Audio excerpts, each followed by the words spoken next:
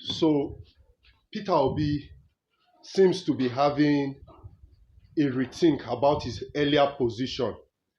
The first thing we heard that Peter Obi said about coalition was that he's not interested in any coalition whatsoever. He's not interested in any measure that is solely for power grabbing. Listen, oh, listen carefully and pay attention. The build up to 2027 has started. The race to 2027 election has started. Let nobody come out tomorrow and start crying foul or saying Ojoro or that they rigged or that there was no rigging. Now, the build up to 20, you have to pay attention to these politicians, to what they are saying and to what they are not saying. You have to pay attention to their body language, to the writing on the wall and everything. So, first, Peter Obi said he's not interested in any coalition or in any measure for power grabbing, that is just interested in the welfare and the progress of Nigeria and Nigerian citizens. People came out, people applauded and said, okay, that it seems that is a nice one. It seems, but all of a sudden, at the same forum, the conference strengthening democracy in Nigeria that are held in Abuja, 2 days conference that held in Abuja, that he came out again and said that people misconstrued him, that he's not against any form of coalition. Now, listen to Peter Obi directly here. This is where I will quote him verbatim. I am not against a coalition, Peter Obi. Now, the Labour Party presidential candidate in the 2023 election, Mr. Peter Obi, has denied being against the idea of a formidable coalition that can restore the hope of Nigerians ahead of the 2027 elections.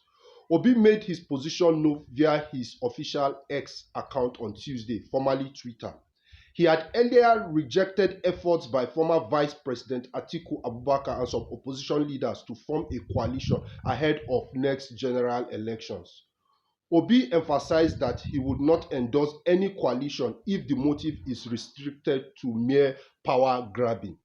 The former Anambra State governor spoke on the sideline of the 2-day national conference on strengthening democracy in Nigeria, themed Strengthening Nigeria's Democracy, Pathway to Good Governance and a Political Integrity, held on Monday in Abuja. But the Labour Party chieftain on Tuesday made a U-turn. You see, he has made a U-turn. He has taken a position before. He said they misconstrued him. Now he has come out to take another position. He has said A before. He has come out to say B. He said they misunderstood him. So let's be careful. Let's follow up. He said, but the Labour Party chieftain on Tuesday made a U-turn, saying his interview was misrepresented. He wrote, I have observed that my honest interview yesterday was misquoted by many media outlets, creating a false narrative that misrepresents my position. Let me set the record straight. I am not against coalition. In truth, I am for it, not for power grab, but to position Nigeria for greatness. He continued to say, according to what he wrote, quoting, I have not and will never advocate for any coalition or alliance that does not prioritize the welfare and progress of the ordinary Nigeria. Then he continued, he said, any discussion about governance must be centered on what it means for everyday Nigerians and how it will address critical issues such as access to quality healthcare and education and pulling people out of poverty. These are the things Mr. Peter Obi wrote on his Twitter handle, verified. And I'm just quoting them, reading them out. Now, he still went further to say, too often in our nation's history, individuals and groups have come together solely for the purpose of taking power for power's sake. Such endeavors, devoid of genuine purpose and vision, have only deepened our challenges, leaving the ordinary Nigerians to bear the brunt of bad governance. This is what I stand firmly against. Now, he went further to say, leadership must be about service, not self-interest.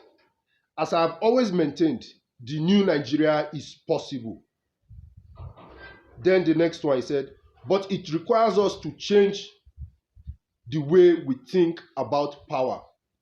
It is not about grabbing it, It is about using it responsibly to transform lives and secure a brighter future for generations to come. Now, when Peter Obi said it is not about grabbing it, that was a subtle jibe. We all know who he was directing that message to. When somebody said, grab it and run with it, Peter Obi said it's not about grabbing it or running with it, it's about knowing what to do with it. That is discussion for another day. Now, the topic now I'm saying is that Peter Obi seems to take a position today, and tomorrow he will say people did not understand him. Make yourself clear from the onset. You don't have to say A today, then tomorrow you are explaining A. Everybody know A is A. You say A today, you will now come out and say, no, the way you said it is like this, is like this. You say you are not up for any coalition. Do you think only you can go and grab power and win? We have been advising you. Be up for a coalition. Go back to your boss, Atiku Abubakar. Form a serious merger. If you people think you want to win in 2027 election, form serious coalition, form merger. You came out, you say you are not interested in power grabbing, you are not interested in coalition. Now you have come out again, you have gone to rethink. After a rethought, you have said, okay, you are not against the coalition. This, so Mr. Peter Obi, we would like you to stay one place so that we will understand, we will know where, so that the obedient family will not just be dilly-dallying left and right. This is already the build-up. 2027 is already shaping. Don't say we are just in February 2025. Before you know 2025, we have run out. 2026, they start preparing for election towards the second quarter of second half of 2026. So in earnest, political parties have started jostling left and right. So Mr. Peter Obi must give us a clear path where he's headed. Is he going to form a coalition, or is he going to believe that he can run it solely with the Labour Party?